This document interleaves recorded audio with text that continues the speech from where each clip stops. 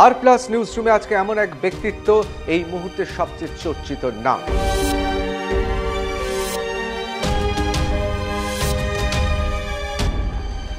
কারোর কাছে তিনি টলিউডের ডন,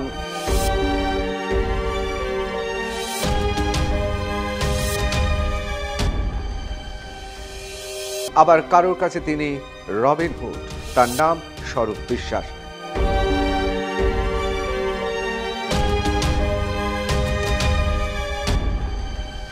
যে ডিরেক্টর স্কিলটা নিজের হাতে তৈরি করলেন, যাদের পদের বসালেন, মানে অভিষিক্ত করলেন, তারাই বিরোধিতা করলো। খারাপ লাগছে না? আম আর দুধ কিন্তু মিশে যাবে। যারা এই আটি নিয়ে টানাটানি করছেন তারা কিন্তু বরাবরই খাবে। সামান্য একজন নায়ক এবং সাংসদ, সামান্য একজন প্রযোজক, সামান্য কিছু পরিচালক, কেউ কেউ বিধায়ক, এদের এত বড় সাহস এলো কি করে স্বরূপবাবু আপনার বিরুদ্ধে কথা বলার? আমি ইন্ডাস্ট্রিতে প্রায় 14 বছর হয়ে গেল, অনেক তো চেষ্টা হলো, লাভ হবে না। কোথাও যেন মনে হচ্ছে যে টলিউড ইন্ডাস্ট্রি একমাত্র বাহুবলীর মতো দাঁড়িয়ে রয়েছে বুক চিতিয়ে স্বরূপ বিশ্বাস। আমি তো এই জায়গাটায় দীর্ঘদিন হয়েছে, আগে খুব গ্যাস খেতাম, এখন আর খাই না। অনেকে বলছেন বাংলাদেশের একটি বিখ্যাত ওটিটি প্ল্যাটফর্ম চরকি ফিরে গেছে, একমাত্র স্বরূপ বিশ্বাসের জন্য কয়েকশো কোটি টাকার ক্ষতি হয়ে গেছে। চরকি চলে যাওয়ার পিছনে প্রধান কারণ হচ্ছেন তাদের যারা এখানে লাইন প্রডিউসার ঠিক করেছিলেন তার সঙ্গে তার টাকার সমস্যা। সত্যজিৎ রায় সবচেয়ে বড় সৌভাগ্য কি জানেন? সত্যজিৎ রায় যখন ছবি করেছিলেন তখন ফেডারেশনের সভাপতি স্বরূপ বিশ্বাস নন। 25 ঘন্টা 26 ঘন্টা করে একটা শুটিং হয়েছে। আপনারা বিচার করুন যে একটা টেকনিশিয়ান 26 ঘন্টা শুটিং করছে, এটা কি আপনারা কি বলবেন এটা সুস্থ সমাজ? এটা অমানবিকতা নয়? জাতীয় এবং আন্তর্জাতিক ক্ষেত্রে যাদের বিরাট প্ল্যাটফর্ম রয়েছে তাদের শুটিং বন্ধ করতে বাধ্য হয়েছে ফেডারেশনের জন্য। ইন্ডাস্ট্রিটা কখনোই ফেডারেশন বন্ধ করেনি, বন্ধ করেছেন প্রযোজকরা এবং ডাইরেক্টর। হুমকির সুর। অনেকে অভিযোগ করছেন প্রচুর মানুষ গিল্ডের কার্ড পেয়েছে বেআইনিভাবে, স্বরূপ বিশ্বাস সেই কার্ড হচ্ছে তাদেরকে দিচ্ছেন। প্রমাণ দিতে হবে তো, আমি যেটা অভিযোগ করছি তাতে প্রমাণ থাকবে। প্লিজ এই তো অন ক্যামেরা নিয়ে আসুন। ব্যক্তি স্বরূপ বিশ্বাসকে একটা জিনিস জানতে চাইছি, 14 বছর ধরে ইন্ডাস্ট্রিতে আছেন বলে অভিনয় জগৎ বা কোন ইচ্ছে হয়নি কখনো? আমি অনেক পরিচালক এবং প্রযোজকের কাছ থেকে অনেক অফার পেয়েছিলাম, আপনারা ইন্ডাস্ট্রিতে খবর নিয়ে দেখেন, আমি কিন্তু সবটাই হাত জোর করে ফিরিয়ে দিয়েছি। সৃজিত মুখোপাধ্যায়ের অটোগ্রাফে একটা দারুণ ডায়লগ আছে, আমি ইন্ডাস্ট্রি। আপনার কোথাও মনে হয় কোথাও স্বরূপ বিশ্বাস রাত্রেবেলায় আয়নার সামনে দাঁড়িয়ে নিজেকে দেখতে দেখতে মনে হয় আমি ইন্ডাস্ট্রি? আমাকে বড় করার জন্য বা আমাকে ছোট করার জন্য এগুলো বলছেন, আমার ভালো লাগছে শুনতে। অনেকে বলেন নায়ক নায়িকা অভিনেতা অভিনেত্রীরা তারা কাজ পাওয়ার জন্য স্বরূপ বিশ্বাসের হাত তাদের পেছনে থাকতে হয়। কাউকে কাজ পাইয়ে দেওয়ার জন্য আমি কারোর উপরে চাপ সৃষ্টি করেছি? একজনও নেই, নাকি একজনেরও সাহস নেই? আজ পর্যন্ত নেই। আমাদের এখানে রুদ্রনীল ঘোষ এসছেন নিউজ রুমে, সঞ্জয় বিশ্বাস এসছেন, তারা কিন্তু কোথাও একটা গিয়ে এই অভিযোগটা করেছেন যে ইন্ডাস্ট্রিতে কাজ পেতে গেলে একটা নির্দিষ্ট রাজনৈতিক পরিচয় থাকতে হয়। রুদ্রনীল বাবুর সম্বন্ধে খুব কম কথা বলাই ভালো। রুদ্রনীল বাবুর কাছে এখনও টেকনিশিয়ানরা টাকা পান, শুধু দয়া করে বলবো টেকনিশিয়ানদের টাকাগুলো মিটিয়ে দিন। দেব অধিকারী, প্রসেনজিৎ, গৌতম ঘোষ, অরূপ বিশ্বাস সবাইকে ডাকা হলো, স্বরূপ বিশ্বাসকে ডাকা হলো না। আপনার কোথাও খারাপ লাগেনি এটা? আর শুধুমাত্র টেকনিশিয়ানদের একটা আবেদনে পশ্চিমবঙ্গের মাননীয় মুখ্যমন্ত্রী মমতা বন্দ্যোপাধ্যায় আমাদের কথা ভেবে অভিভাবক হিসাবে আমাদের 5 লক্ষ টাকার medical benefit. Gauri Devi Institute of Medical Sciences and Hospital, GT Road, Rajpath, Durgapur. Best place to study. For contact us, call 7797662222, 9775696237. শুরু করছি আর প্লাস নিউজ রুম। আমি ঋতব্রত ভট্টাচার্য এবং আমার সঙ্গে রয়েছেন আমার সতীর্থরা। আর প্লাস নিউজ রুমে আজকে এমন এক ব্যক্তিত্ব, এই মুহূর্তের সবচেয়ে চর্চিত নাম। কারোর কাছে তিনি টলিউডের ডন, আবার কারোর কাছে তিনি রবিন হুড। কারোর কাছে তিনি ত্রাতা, আবার কারোর কাছে তিনি খলনায়ক। তার নাম স্বরূপ বিশ্বাস। স্বরূপ বিশ্বাস, স্বাগত আর প্লাস নিউজ রুমে। আপনাদের সবাইকে অনেক অনেক ধন্যবাদ। আমি যে কথাগুলো বললাম সে কথাগুলো কিন্তু আমার নয়, ব্যক্তিগতভাবে আপনার রোষে যেন আমি না পড়ি তাই আগে থেকে সাফাই গিয়ে নিলাম। সত্যি কি টলিউডের ডন টলিউডের রবিনহুড, টলিউডের ত্রাতা, টলিউডের নায়ক, আবার টলিউডের খলনায়ক স্বরূপ বিশ্বাস নিজেকে কেমনভাবে দেখেন? আমরা একটা ফেডারেশন করি যার মধ্যে 26টা গিল্ড আছে। আমরা সবাই একসাথে চলি। চলার পথে অনেক অনেক কিছু ভাবতে পারেন, সেটা তার ব্যক্তিগত চিন্তাভাবনা। বাট এইভাবে কাউকে নামকরণ করে কারোর লক্ষ্যকে পরিবর্তন করা যায় না। কেউ কেউ তো চেষ্টা করছে লক্ষ্যটা পরিবর্তন করা। চেষ্টা করুক, অবশ্যই চেষ্টা করা উচিত, চেষ্টা করে দেখুক। আমি ইন্ডাস্ট্রিতে প্রায় 14 বছর হয়ে গেল, অনেক তো চেষ্টা হলো, লাভ হবে না কিছু। অনেকে বলেন আপনি যে গিল্ডটায় রয়েছেন সেটা হচ্ছে সহকারী পরিচালক, কিন্তু পশ্চিমবাংলার কোনো পরিচালক এই সাহস, এই স্পর্ধা দেখাবে যে স্বরূপ বিশ্বাসকে সহকারী হিসেবে নেবে? এই প্রশ্নটা আমি আগেও করেছিলাম। আমাদের গিল্ডে যে কনস্টিটিউশন আছে সেখানে যদি কোনো গিল্ডের সদস্য প্রয়োজন হয় অবশ্যই তাকে সহকারী পরিচালকের হতে হয়। এছাড়াও অনেক অনারারি পোস্ট থাকে। কনস্টিটিউশনটাকে আপনাকে জানতে হবে। প্রত্যেকটা গিল্ড আলাদা করে অ্যাফিলিয়েটেড হচ্ছে আমাদের লেবার ইউনিয়নে। সেখানে একটা কনস্টিটিউশন জমা হয়, সেখানে বিভিন্ন জায়গায় যে অনারারি পোস্টগুলোও দেওয়া হয়। সেই অনারারি পোস্টে যারা আসেন তারা বিভিন্ন ধরনের অ্যাডমিনিস্ট্রেশনগুলো করেন, এবং সেভাবেই আমি সেই গিল্ডের সঙ্গে যুক্ত হয়েছি, এবং সেভাবেই আমি ফেডারেশনে নির্বাচিত হয়ে এসেছি। আমি কিন্তু নির্বাচিত, একটা হয় না যে একটা মনোনীত হয়, সে মনোনীত নয়। কিন্তু নির্বাচনের তো স্বরূপ বিশ্বাসের উল্টো দিকে কারো দাঁড়ানোরই স্পর্ধা নেই। এটা তো সাংগঠনিক দক্ষতা, যে আপনি চেষ্টা করবেন। নিশ্চয়ই আমাদের তো ওপেন ফোরাম হয়, আপনারা নিশ্চয়ই সংবাদ মাধ্যম খবর নিয়ে দেখবেন, আমরা নোটিশ দিই, ফর্ম দিই। কেউ যদি দাঁড়াতে চান, আমি আপনাদের মাধ্যমেই খুব একটা ভালো জিনিস বলি। অনেকে আমি শুনছি যে ফেডারেশনে আসতে চান, করতে চান। আমরা তো অলরেডি আমাদের নির্বাচন হয়ে গেছে। আমি আবার বলছি যে আমি পুরো কমিটিকে ডিজলভ করে দিচ্ছি। আমি আমার কমিটির সঙ্গে কথা বলে আমি পুরো কমিটিকে ডিজলভ করে দিচ্ছি, করে আবার একটি নির্বাচন ডাকছি। আমি সবাইকে বলছি আসুন না, আপনি ফেডারেশনে এসে দাঁড়ান, সমস্ত টেকনিশিয়ানের সামনে গিয়ে আপনার বক্তব্য বলুন। টেকনিশিয়ানরা যাদের বেছে নেবে তিনি আগামী দিনে ফেডারেশনের চালনা নির্ভর করবে, তার হাতে চালকের ভূমিকা থাকবে, অসুবিধা কোথায়? যারা আপনাকে ভালোবাসেন, আপনার অনুরাগী যারা আপনার সঙ্গে আছেন, তারা এই কথাতে সাহস পাবে, আর যারা উল্টো দিকে আপনাকে শত্রু ভাবেন তারা আবার ভয় পাবে। কিন্তু এই প্রশ্নটা আমার মনেও জেগেছিল। সামান্য একজন নায়ক এবং সাংসদ, সামান্য একজন প্রযোজক, না হয় তিনি গত কয়েক দশক ধরে অনেক প্রযোজনা করেছেন, সামান্য কিছু পরিচালক, কেউ কেউ বিধায়ক, এদের এত বড় সাহস এলো কি করে স্বরূপবাবু আপনার বিরুদ্ধে কথা বলার? আমি তো স্তম্ভিত সাংবাদিক হিসেবে। এত সাহসী পুরুষেরা যে টলিউড ইন্ডাস্ট্রিতে আছে আগে তো জানতাম না। দেখুন, এটা সবারই তার নিজের ব্যক্তিগত মতামত দেওয়ার অধিকার আছে।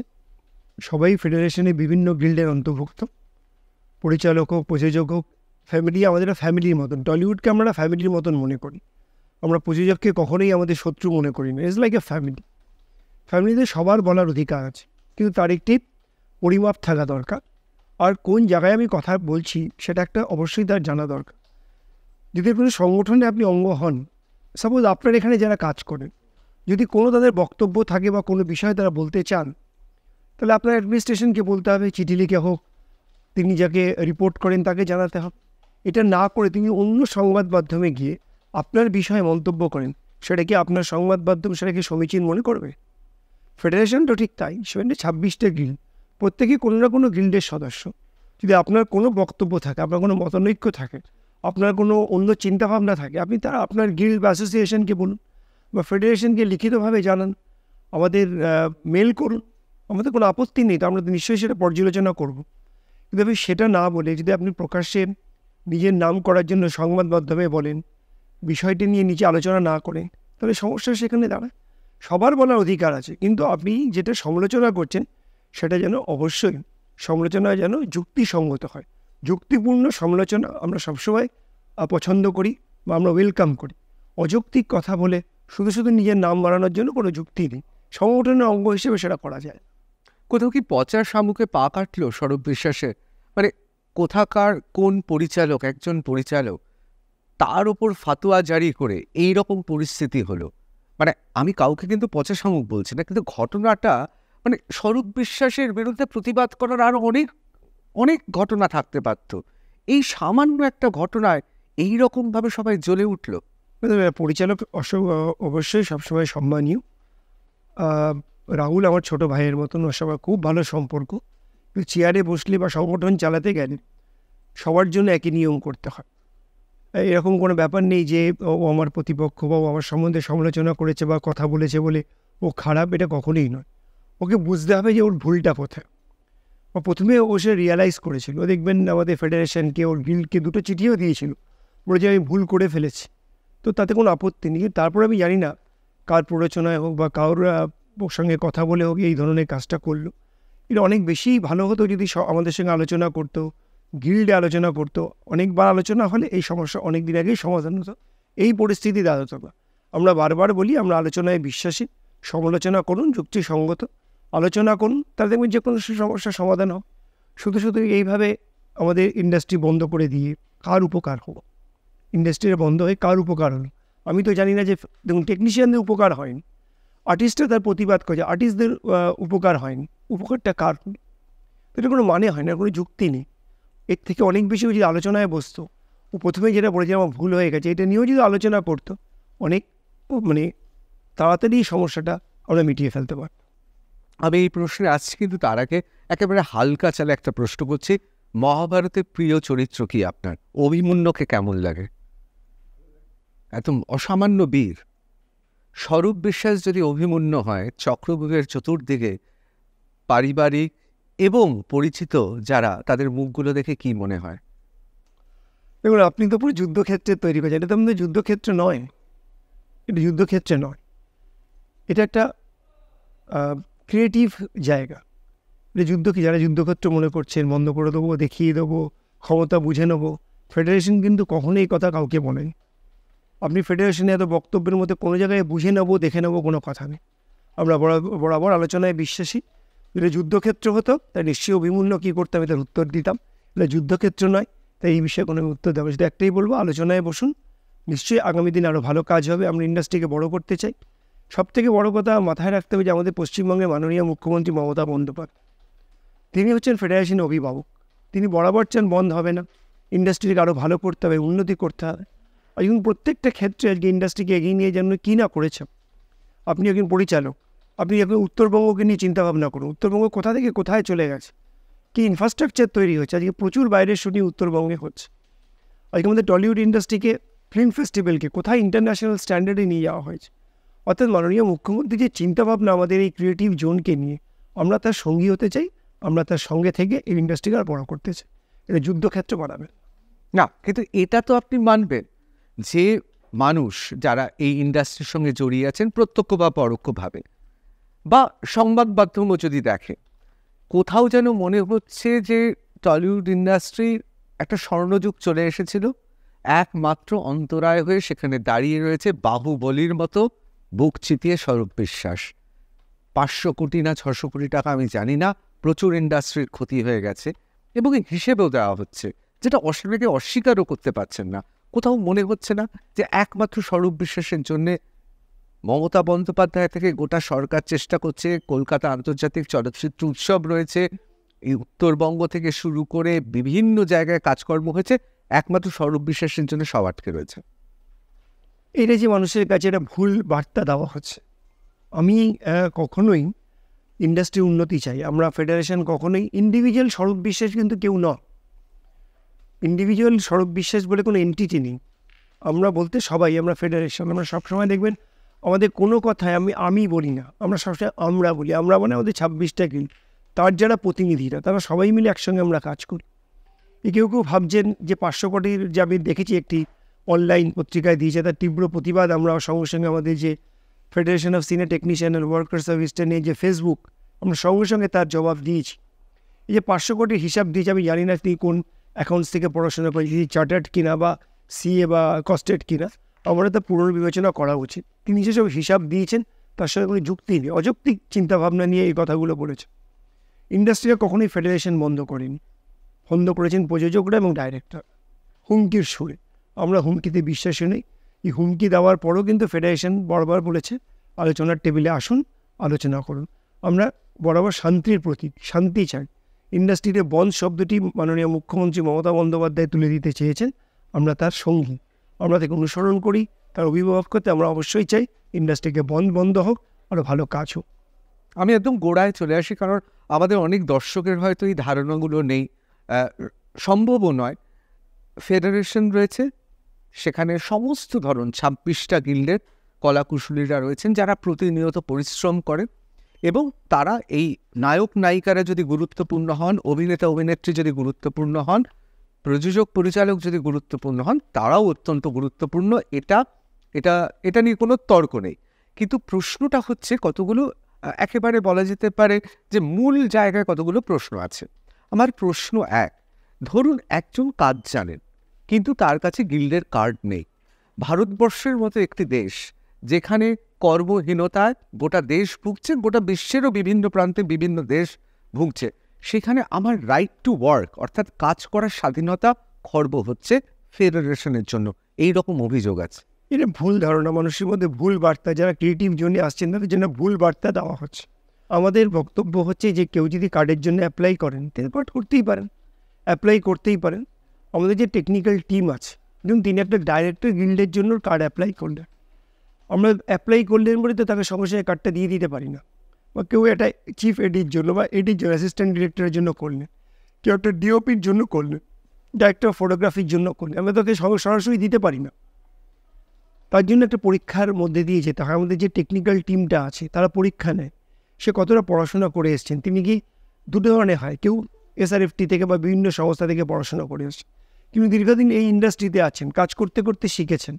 আছে অনেকে যারা এডি থেকে মানে অ্যাসিস্ট্যান্ট ডিরেক্টর থেকে এখন ডাইরেক্টর হয়েছেন, অনেকে একদম ক্যামেরাম্যানের অ্যাসিস্ট্যান্ট ক্যামেরাম্যান থেকে দীর্ঘদিন ধরে এখন ডিওপি হয়ে গেছে, অনেক উদাহরণ আছে। তো সেটা তো জানতে হবে। কিন্তু অনেকে বলছেন পরীক্ষাটা নিয়মিত হয় না, বা পরীক্ষা হলেও যদি টাকা না দেওয়া হয় বা দাদা যদি না থাকে কোনো, তা না হলে নাকি তারা উত্তীর্ণ হতে পারে না। যদি কোনো উদাহরণ থাকে কাইন্ডলি আপনি আমাকে পাঠাবেন, আমি আপনাদের দপ্তরের মাধ্যমে বললাম যে টাকার বিনিময়ে যদি কোনো কার্ড গত 10 বছরে নেওয়া হয়ে থাকে আপনি কাইন্ডলি আমাকে সেগুলো করবেন, আমি আবার নেক্সট আপনার এখানে এসে তার উত্তর দিয়ে যাব। কিন্তু চেনা পরিচিতি ছাড়া মেধার মাধ্যমে পেতে পারে? অবশ্যই, মানে আপনি একেবারে গ্যারান্টি দিচ্ছেন? অবশ্যই। আমি দায়িত্ব নিয়ে ফেডারেশনের সভাপতি হিসাবে বলে যাচ্ছি, আপনার যদি সেই কোয়ালিটি থাকে, আমাদের যে টেকনিক্যাল কমিটি আছে তাহলে যদি আপনি অবশ্যই স্কুটনি এবং পরীক্ষার মাধ্যমে আপনি উত্তীর্ণ হন, আপনি 100% কার্ড পান, তার দায়িত্ব আমি নিচ্ছি। দ্বিতীয় একটা অভিযোগ আছে যে ছোট ছোট যারা প্রযোজক, ধরুন সবাই তো আর আপনাদের প্রিয় বড় প্রযোজক বা অপ্রিয় বড় প্রযোজকদের মতো হবে না, ছোট ছোট প্রযোজক আছে খুব অল্প বাজেটে সে ছবি করতে চায়, তার ওপর ফেডারেশন চাপিয়ে দিচ্ছে অত্যাধিক সংখ্যায় বিভিন্ন কলাকুশলী। ধরুন যে অভিযোগটা সবসময় শোনা যায় সেটা হচ্ছে ট্রলি বা সেটিংয়ের লোক দরকার নেই, বা ট্রলি আর ক্যাটওয়াক দরকার নেই, কিন্তু আমাকে শুটিংয়ে নিতে হচ্ছে। অথবা ধরুন ফুটপাতে শুটিং হচ্ছে আউটডোরে, সেখানেও আমাকে সমস্ত কলাকুশলী অভিনেতা অভিনেত্রীর সঙ্গে সঙ্গে এমন মানুষ কিছু নিতে হচ্ছে যাদের সেদিন কোনো কাজ নেই। সেক্ষেত্রে অনেকে বলছেন এটা চলচ্চিত্র প্রযোজনার ক্ষেত্রে অন্তরায় হয়ে দাঁড়াচ্ছে। এই বিষয়ে দুটো অ্যাসপেক্ট আছে। একটা হচ্ছে শুধুমাত্র টেকনিশিয়ানদের নিয়ে চিন্তাভাবনা হয় যে টেকনিশিয়ান কত করে কম করা যায়। আমি কোনো শুটিংকে হাইলাইট না করে বলছি, আপনি একদিন ক্যামেরা নিয়ে বেরোন, আমি আপনাদেরই দায়িত্ব দিচ্ছি R+কে, যেহেতু আমি আপনাদের সামনে বক্তব্য রাখতে এসেছি। আপনারা বিভিন্ন শুটিং ফ্লোরে যান, এই মুহূর্তে আমাদের ইন্ডাস্ট্রিতে প্রায় 42টার মতো শুটিং হচ্ছে, ফিকশন এবং নন ফিকশন নিয়ে একটা ফিল্ম শুটিং হচ্ছে।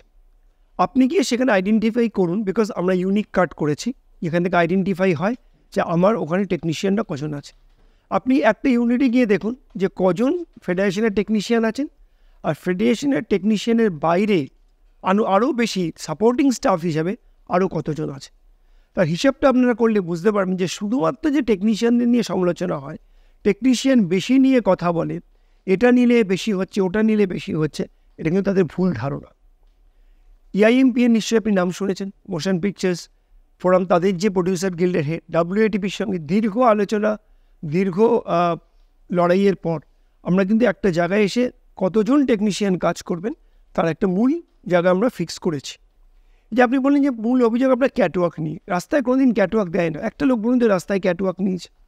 সিরিয়ালের ক্ষেত্রেও ক্যাটওয়াক যখন লাগে তখন নেয়, যখন শুরু হয় তখন দুটো ক্যাটওয়াক, যেমনি আপনার সেট শুরু হয়ে যায়, ফিল্মটা শুরু হয় তখন দুটো ক্যাটওয়াক থেকে একটা ক্যাটওয়াক হয়। আর মাথার উপরে যে লাইটগুলো আছে সেগুলো মেনটেন করা, মুভমেন্ট করার জন্য ক্যাটওয়াককে করা হয়। এই যে ট্রলি নিয়ে বলছেন, ট্রলি যদি লাগে তাহলে নেয়।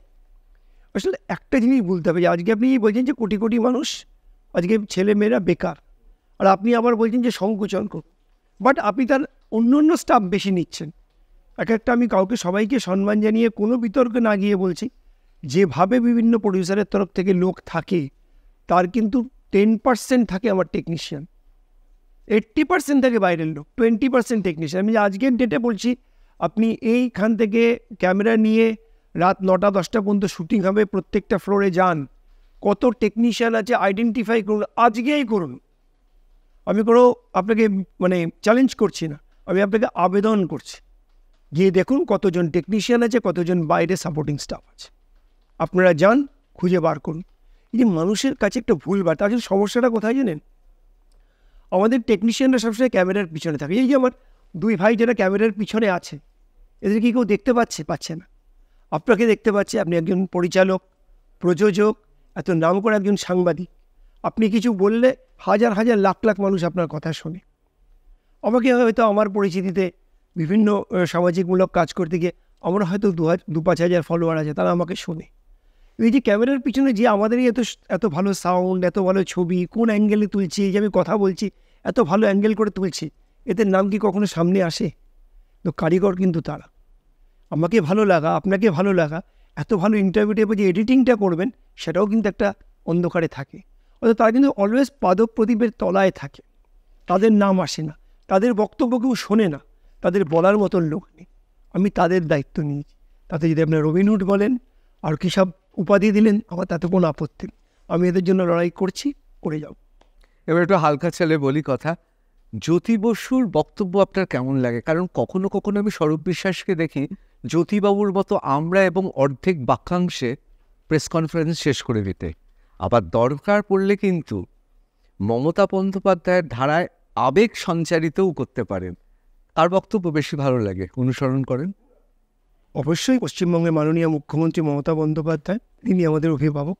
তাকে অনুসরণ করে বলুন, অনুকরণ করে বলুন, যেভাবেই বলুন, আমাদের এগিয়ে চলা, তার যে কাজের প্রক্রিয়া আমরা শিখি ইচ অ্যান্ড এভরি টাইম।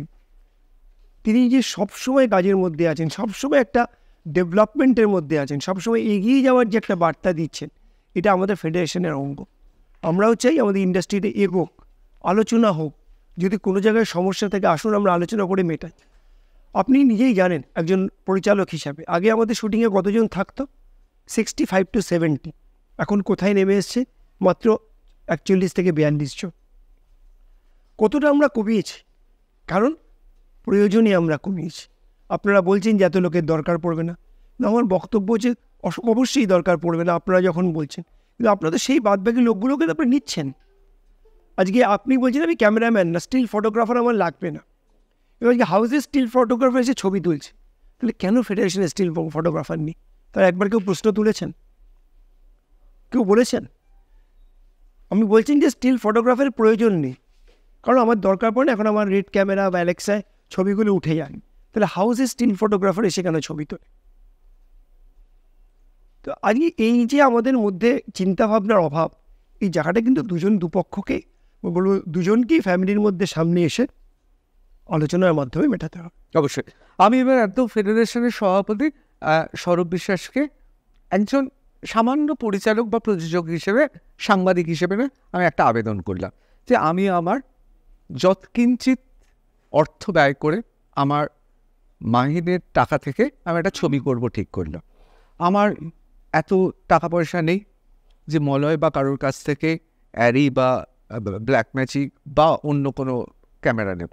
আমি ঠিক করলাম আমার এই মোবাইলটা নিয়ে আমি ছবি তুলব, আর আমি একে ওকে বলে করে 3-4 জনকে নিলাম, নিয়ে আমি একটা ফিল্ম করবো ভাবলাম আমার টাকাতে। আমার তো এই স্বাধীনতা বাংলায় নেই, আমি তো এই ছবি করতে পারবো না।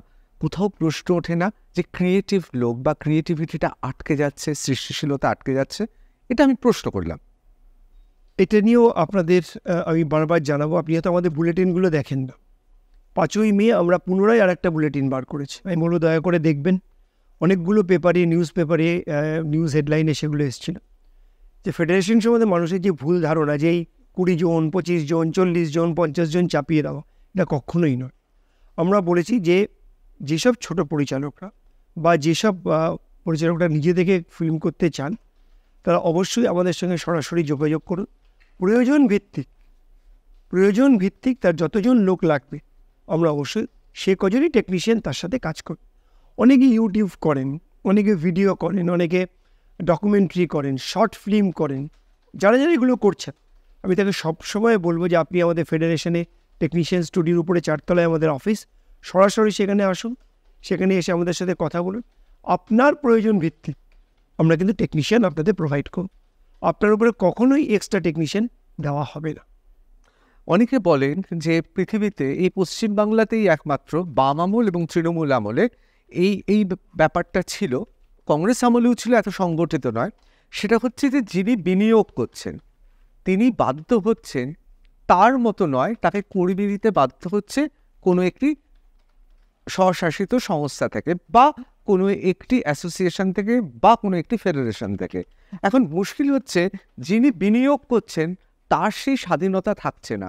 ধরুন তার ভাই খুব ভালো ক্যামেরা করেন কিন্তু তার গিল্ডের কার্ড নেই, সে তার ব্যবসাতে তার ভাইকে নিয়ে আসতে পারছেন না।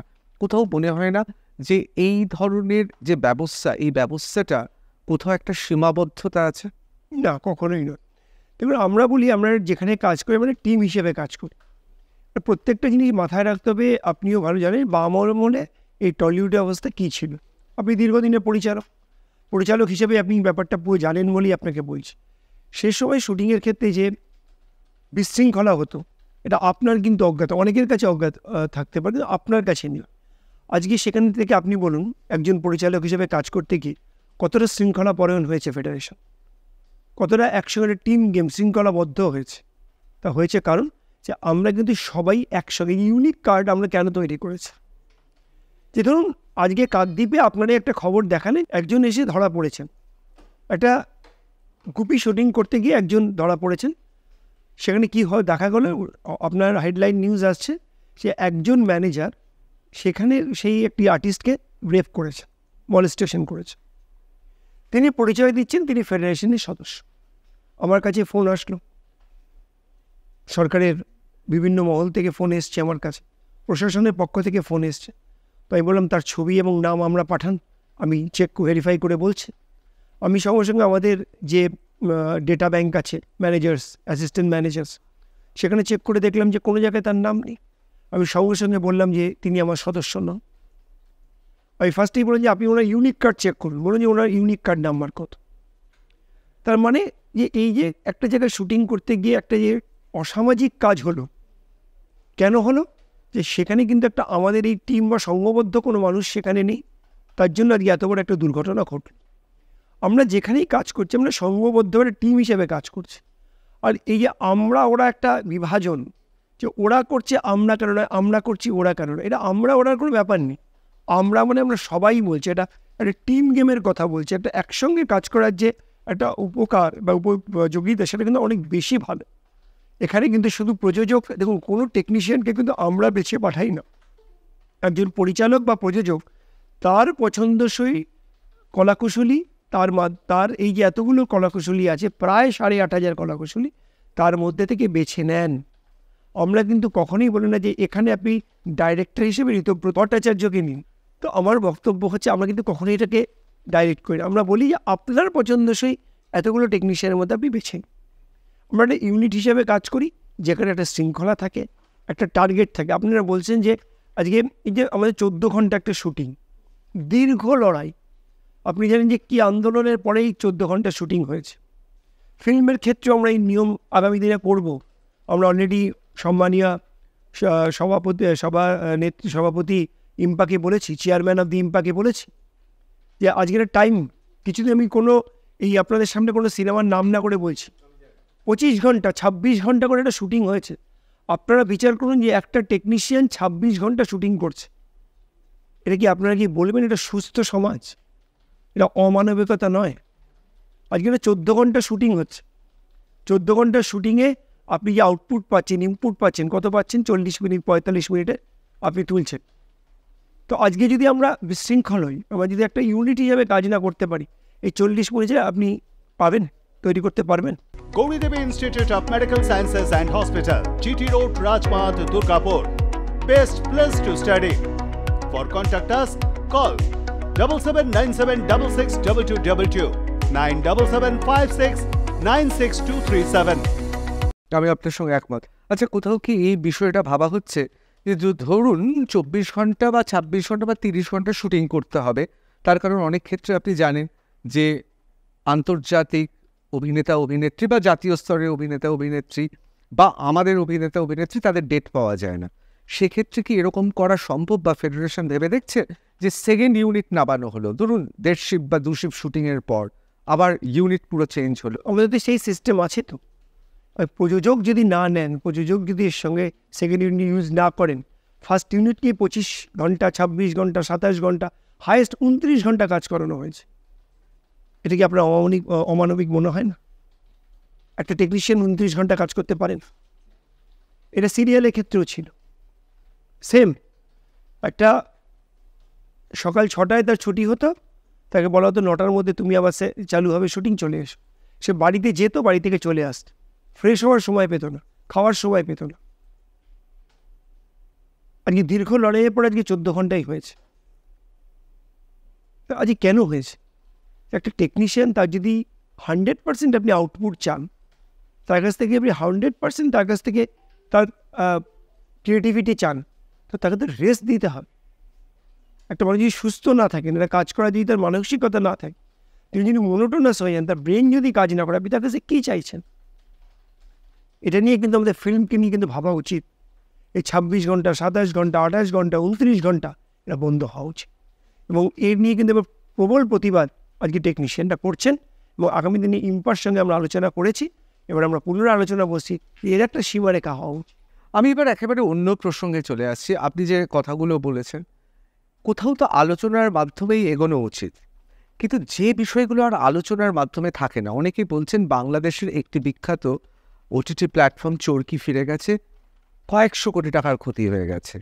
আবার একটি সর্বভারতীয় নয়, আন্তর্জাতিক, জাতীয় এবং আন্তর্জাতিক ক্ষেত্রে যাদের বিরাট প্ল্যাটফর্ম রয়েছে, তাদের শুটিং বন্ধ করতে বাধ্য হয়েছে ফেডারেশনের জন্য, যাতে বাইরে থেকে, বিদেশ থেকে এবং দেশ থেকে টাকা আসা বন্ধ হয়েছে এই ইন্ডাস্ট্রিতে। এই ক্ষতিগুলো তো সামলানো যেত। দেখুন, আমি সরাসরি বলি, চরকি অনেকে বলছেন, আমি সেদিন একটি অনলাইন পেপারে দেখলাম যে তারা বলেছেন যে চরকি এখানে অনেকগুলো শুটিং করত। চরকির যিনি ডাইরেক্টর, তার সঙ্গে আমার কথা হয়েছে। চরকির যে এখানকার হেড, কন্টেন্ট হেড যিনি করছেন, বাঙালি ভদ্রলোক, তার নাম বলাটা উচিত হবে না, তিনি ইন্ডাস্ট্রিতেই ছিলেন, এখন তিনি বাংলাদেশে জয়েন করেছেন। তার সঙ্গে একবার নয়, একাধিকবার কথা হয়েছে।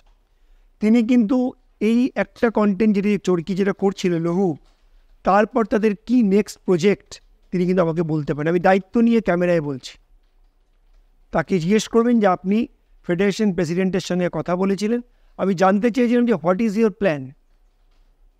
তিনি এসেছিলেন ফেডারেশন, আমরা বলেছিলাম যে হোয়াট ইজ ইউর প্ল্যান, আপনি কটা প্রজেক্ট নিয়ে কলকাতায় আসছেন, কটা প্রজেক্ট আগামী দিনে আপনার আছে। তিনি বলেছিলেন আমরা this is the first project, আমরা এই প্রজেক্টটা করব, দেখব, তারপর আমরা ভাববো যে আর কোনো প্রজেক্ট আসবে কিনা। এই যে অনেকগুলো 12টা প্রজেক্ট, 13টা প্রজেক্ট, 14টা প্রজেক্টে যেই এত গল্প হচ্ছে, আমি দায়িত্ব নিয়ে বলছি, যিনি আমার সঙ্গে করেছিলেন সেখানকার যিনি হেড, ওনার যে ডাইরেক্টর, তাকে কাইন্ডলি ডাকুন, আপনার ক্যামেরার সামনে বসুন, তিনি একবার আমাকে বলুক যে আমরা এই 14টা কন্টেন্ট কলকাতা শহরে করব। তিনি আমাকে কোনো ইনফরমেশন দিয়েছিলেন। এই যে চরকি চলে গেছে, চরকি চলে যাওয়ার পিছনে কিন্তু অনেকগুলো কারণ আছে। চরকি চলে যাওয়ার পিছনে প্রধান কারণ হচ্ছেন তাদের যারা এখানে লাইন প্রডিউসার ঠিক করেছিলেন, তার সঙ্গে তার টাকার সমস্যা। বাংলাদেশ মানি থেকে ইন্ডিয়ান মানিতে ট্রান্সফার করার যে চার্জেস, তার সঙ্গে কিন্তু সেই লাইন প্রডিউসারের কোঅর্ডিনেশন হয়নি। আমি এগুলো বলতে চাই না, আরও অনেক ভিতরে খবর আছে যেটা আমি দুপক্ষের কাছ থেকেই শুনেছি, কিন্তু সেটা যেহেতু আমাদের সঙ্গে একদম ব্যক্তিগত আলোচনা হয়েছে, সেটা সবার সামনে বলাটা উচিত নয়। আপনি অফ দি ক্যামেরা তাকে ডাকুন, আপনি থাকুন, সংবাদ মাধ্যম থাকুক, অফ দি ক্যামেরা আমি সমস্ত কিছু বলবো যে উনি আমাকে কী বলেছেন, সে কী কারণের জন্য তারা আজকে এখান থেকে চলে যাচ্ছে। আজকে শুধুমাত্র টেকনিশিয়ানদের দায়িত্ব দেওয়া হচ্ছে, শুধুমাত্র ফেডারেশনকে দোষারোপ করা হচ্ছে চরকি চলে যাওয়ার জন্য। আজকে চরকির কাজ নিয়ে যে বাংলাদেশে আন্দোলন হয়েছে, আজকে এতগুলো চ্যানেলে দেখা যাচ্ছে, আপনি বাংলাদেশ চ্যানেল গিয়ে খুলে দেখুন যে কী ওখানে আন্দোলন চলছে, যে চরকি কেন ইন্ডিয়াতে কাজ করছে, সেটা কিন্তু মানুষ হাইলাইট করছে না, সেটা কিন্তু বলছে না, শুধু বলছে ফেডারেশনের জন্য চরকি চলে যায়। আমি তো বলছি যে কেউ যদি আসতে চান আসুন। আচ্ছা, আমাদের এখানে কি শুটিং হচ্ছে না? আপনি বলেন যেটা এই যে সিরিয়াল হচ্ছে, একটা হিন্দি সিরিয়াল হচ্ছে, আপনি বললেন, আপনি ইনডাইরেক্টলি বললেন যেটা ভারতবর্ষের অন্যতম বড় চ্যানেল এখানে কাজ করতে এসে অসুবিধায় পড়েছে। তার কাজের সঙ্গে তো ফেডারেশনের কোনো সম্পর্কই নেই, আমাদের জন্য তার কাজ বন্ধই হয়নি। না, এটা ভুল ধারণা। আমি তো আপনাকে অলরেডি আপনার অনেক সংবাদপত্রে আমরা দেখিয়েছি এই সমস্যাটা আমাদের গত 2 মাস ধরে চ্যানেলের সঙ্গে চলছে। এটা সবার জানা উচিত যে চ্যানেল কি করছে, যে আমাদের যে কন্টেন্ট অর্থাৎ যে সিরিয়ালগুলো করা হচ্ছে, আমাদের সঙ্গে চ্যানেলের যে MOU বা আমাদের সঙ্গে প্রডিউসার যে MOU, সেটা একমাত্র দেখানোর কথা হচ্ছে টিভিতে। তারা কিন্তু তার বাইরে গিয়ে সেগুলো তাদের যে পার্সোনাল যে OTT প্ল্যাটফর্ম, সে OTT প্ল্যাটফর্মে দেখাচ্ছে। এই ইনফরমেশনটা আমরা লাস্ট 3 মাস ধরে আমরা স্টাডি করছি, করে সম্পূর্ণ তথ্য বার করেছি, এবং চ্যানেলে দেখানোর আগে অর্থাৎ বিভিন্ন যে আমাদের বহুল প্রচলিত চ্যানেল, জি বলুন, স্টার বলুন, সান বলুন, কালার্স বলুন, এখানে দেখানোর আগে এটা OTT প্ল্যাটফর্মে দেখানো হচ্ছে। এখানে আমাদের প্রতিবাদ। কেন প্রতিবাদ? যে আপনার সঙ্গে আমার MOU হচ্ছে যে আপনি যে প্রোডাক্টটা তৈরি করছেন সেটা আপনি চ্যানেলে দেখাবেন, কিন্তু আপনি OTT চ্যানেলে দেখাচ্ছেন, কিন্তু সেখান থেকে ফেডারেশন তার টেকনিশিয়ানদের কিন্তু কোনোরকম পারিশ্রমিক তারা পাচ্ছেন না। তাহলে আপনি একটা প্রোডাক্টকে 2টো প্ল্যাটফর্মে অ্যাট এ টাইম দেখাচ্ছেন। চ্যানেলে দেখানোর আগে 24 ঘন্টাকে OTT প্ল্যাটফর্মে দেখাচ্ছেন, 24 ঘন্টা পর আপনি আবার আপনি চ্যানেলে দেখাচ্ছেন। তো 2টো প্ল্যাটফর্মে আপনি ইউজ করছেন, কিন্তু আপনার সঙ্গে আমার MOU হচ্ছে একটা প্ল্যাটফর্ম, যে আপনি যা প্রোডাক্ট তৈরি করবেন আপনি স্টারে চালান, জিতে চালান, কালার্সে চালান অথবা সানে চালান। তো এই একটা প্ল্যাটফর্ম যে দেখানো হচ্ছে, তার পারিশ্রমিক কি ফেডারেশনের টেকনিশিয়ানরা পাবেন না? যেহেতু তারা ক্যামেরার পিছনে থাকেন, যেহেতু তাদের বলার মুখ কেউ নেই। এবং এটা আমরা মুখে বলিনি, আমরা লাস্ট 2 মাস ধরে চ্যানেলকে চিঠি দিয়ে আমাদের বক্তব্য এক্সপ্লেন করে বারবার বলেছি। চ্যানেলগুলো এগিয়ে আসেন, চ্যানেলগুলো আলোচনা করেননি, তার জন্যই কিন্তু সমস্যা হয়েছে। আজকে চ্যানেলগুলো যদি এগিয়ে আসতেন, যদি প্রথম দিন থেকে আলোচনা করতে, যখন চ্যানেলগুলো আমাদের সঙ্গে বসলেন, 3টে মিটিংয়ে আমাদের এই প্রবলেম সলভ হয়ে গেল। আমরা 3 মাসের একটা রিভিউ কমিটি করলাম, যে কমিটি আগামী 3 মাসের মধ্যে এই রিপোর্ট দেবে। চ্যানেল এবং টেকনিশিয়ানদের নিয়ে কমিটি তৈরি হলো। 3 দিনে প্রবলেম সলভ হলো, যখন চ্যানেলগুলো এগিয়ে এসে মিটিং করলো। তো আলোচনার মাধ্যমেই তো সিদ্ধান্ত হলো। কিন্তু এখানে একটা প্রশ্ন ওঠে, ধরুন একজন প্রযোজক বা একটি প্রযোজনা সংস্থা, সে যখন বিনিয়োগ করলো এবং সেই ছবি যখন মুখ থুবড়ে পড়লো বা সেই টেলিভিশন সিরিয়াল TRP পেল না, বিজ্ঞাপন পেল না, বিরাট ক্ষতির সম্মুখীন হলো, তখন তো কেউ থাকে না। কিন্তু কখনো যদি এরকম হয়, একটি ছবি করা হলো, বিনিয়োগ করা হলো, তার কি স্বাধীনতা থাকবে না যে সে কোন প্ল্যাটফর্মে দেখাবে? নিশ্চয়ই স্বাধীনতা থাকবে, তার জন্য তার আন্ডারস্ট্যান্ডিং থাকবে। আপনি যদি একটা সিনেমা থেকে লস করছেন, তার ভাগ আমাদের নিতে বলছেন, যখন প্রফিট করছেন তার কি কখনো আমাদের টেকনিশিয়ানদের সঙ্গে শেয়ার করছেন? আপনি আয়নার একটা দিক দেখালেন, পিছন দিকটাও বলুন। যখন একটা সিনেমা প্রচুর ইনকাম হচ্ছে, বক্স অফিস থেকে প্রচুর ইনকাম হচ্ছে, আপনি কখনো টেকনিশিয়ানদের থেকে বলেছেন যে আমার লভ্যাংশের 1% তোমাদের দিলাম, তোমাদের এই ঘাম ঝরা এত পরিশ্রমের মাধ্যমে এই সিনেমাটা আজকে আন্তর্জাতিক স্তরে গেছে, এত ভালো বক্স অফিস কালেকশন করছে? উল্টোটাও তো হয় না। উল্টোটা হয়। তাহলে এটা দেখি শুরু হোক আপনার মাধ্যমেই। প্রফিট হলে আমাদের পার্সেন্টেজ দিন, আর খরচা যদি লস হয় আমরা আছি আপনাদের জন্য, দুটোই হোক। এরকম যদি ফেডারেশন চুক্তি করে অনেকে খুব আনন্দিত হবে। করুন, কিন্তু কন্টেন্ট দেখতে হবে। আপনার আজকে যে আপনি বলুন যে আপনি তো দীর্ঘদিন ধরে এই পরিচালনা আছেন, প্রযোজক আছেন, আগের যে কন্টেন্ট, আগের যে রাইটিং, আগের যে গল্প, আজকে সেই গল্প কোথায়? আজকে সিরিয়ালগুলো মুখ থুবড়ে পড়ছে কেন? কেন পড়ছে বলুন? এই গল্প নেই। আজকে মানুষ সিরিয়াল দেখার সকাল সন্ধেবেলার পর থেকে কোনো বাড়িতে সিরিয়াল ছাড়া কিছু চলতো না। বাড়িতে তো সঙ্গে ঝগড়া হয় যে সিরিয়ালের পরে নিউজ দেখতে যান, মোটামুটি বাড়িতে আপনার হিসাবে মহাভারতের যুদ্ধ হয়ে যাবে। তখন অভিমন্যু কী হবে, শ্রীকৃষ্ণ কী হবে, আর অর্জুন কী হবে, কর্ণ কী হবে, তাই নিয়ে লড়াই হয়। শুধু সিরিয়াল চলবে, বাড়িতে কোনো কিছু চলবে না। আজকে সেখান থেকে মানুষ বিমুখ হয়ে যাচ্ছে, কমে যাচ্ছে। কারণ কি? এক গল্প, কোনো নতুনত্ব নেই সিরিয়ালে। তাই তার ভাই কি টেকনিশিয়ানরা নেবেন? আজকে সিনেমাগুলো মুখ থুবড়ে পড়ছে, গল্প কোথায়? আর যে গল্পকে আপনি বলতে পারছেন, যেগুলো মানুষের আপনি মনে নাড়া দিতে পারছেন, আজকে দেখুন বক্স অফিস হিট করছে। প্রযোজকরা লাভের মুখ দেখছে না, লাভের থেকে অনেক বেশি পাচ্ছে। অবশ্যই, কিন্তু এইটা কি আপনি কোথাও অস্বীকার করতে পারবেন? চলচ্চিত্রের বা বাংলা ছায়াছবির যারা প্রযোজক, তারা কিন্তু মালিক নয়, বিনিয়োগ করে বা টাকা এনেও মালিক নয়।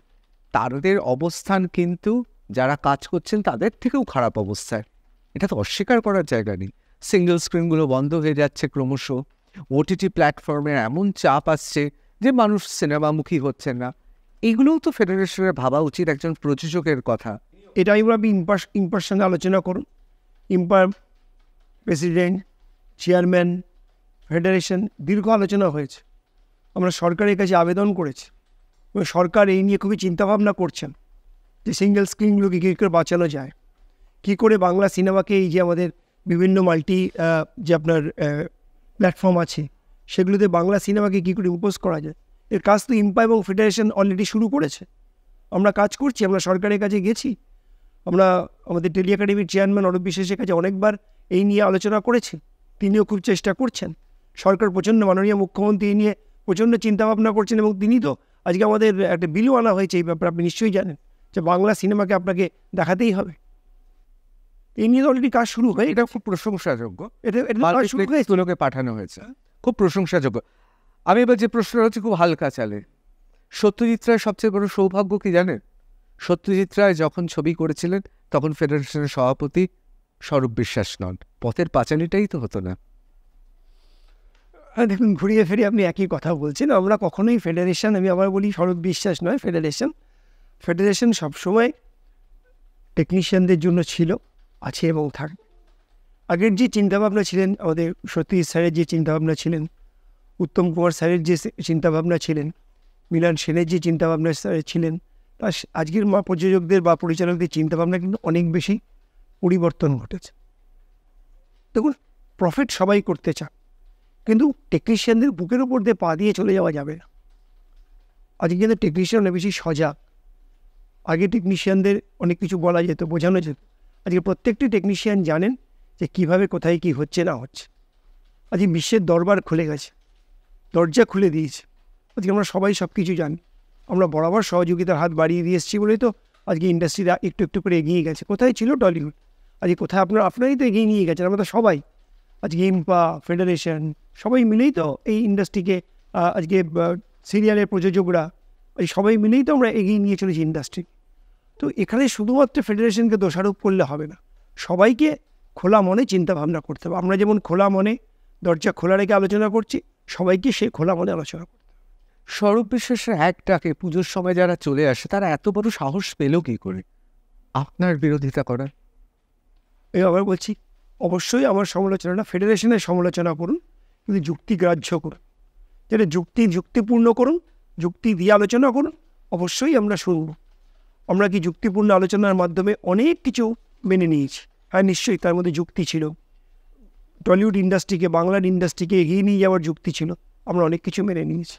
কিন্তু আপনি যদি শুধুমাত্র একটি স্বার্থ দেখার জন্য সবসময় টেকনিশিয়ানদের উপরে আপনি চাপিয়ে দেন, তাদের স্কুইজ করার চেষ্টা করেন, ফেডারেশন কখনোই সেটা মেনে নেবে না। ফেডারেশন কিন্তু ইটসেলফ কিছু নয়, ফেডারেশন হচ্ছে 26টা গিল্ডের সংমিশ্রণ।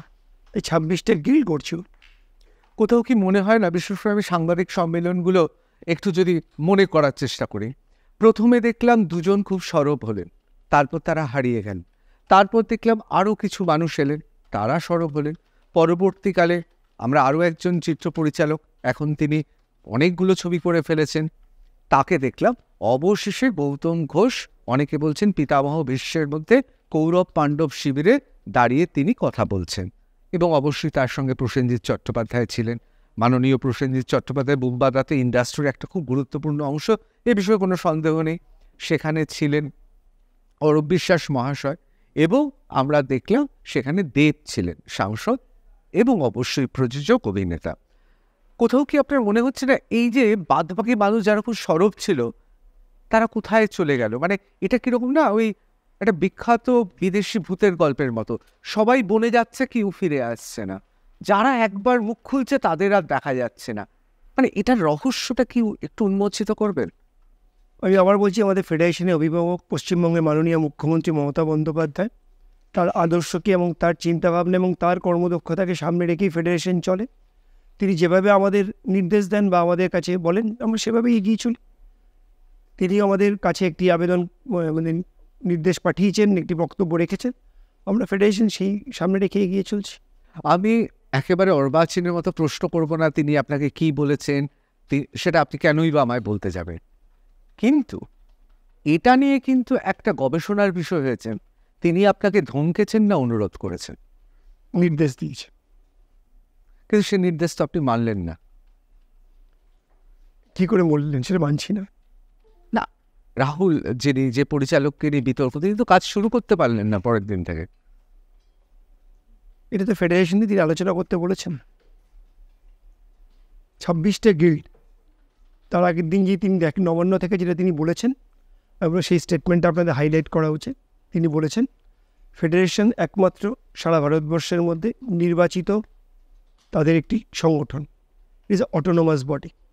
তার উপরে কোনো রকম চাপিয়ে দেওয়ার আমি পরিপ্রেক্ষী নই।